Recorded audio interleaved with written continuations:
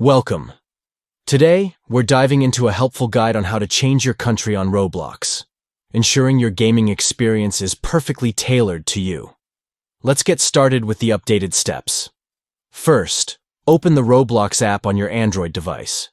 If you haven't already, make sure you're logged into your account so we can quickly access the settings you need. Next, look for the three dots located at the bottom right corner of your screen. This will bring up the menu where all the magic happens. Go ahead and tap on those dots to proceed. Once the menu opens, select Settings. This is where you can customize various aspects of your account. It's super easy to navigate, so don't worry if you're new to this. Now tap on Account Info. Here, you'll find all your account details in one place.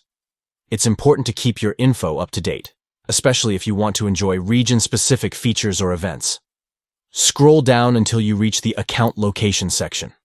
This is crucial for what we're doing today. You'll see your current country listed here, which is what we need to change. Now make the necessary changes to update your country. Select your new location from the drop-down options. When you're happy with your choice, make sure to tap Set Location to save your changes. And that's all there is to it. You've successfully changed your country on Roblox. Now you can explore all the fun and exciting content available in your selected region. Thanks for watching, and happy gaming.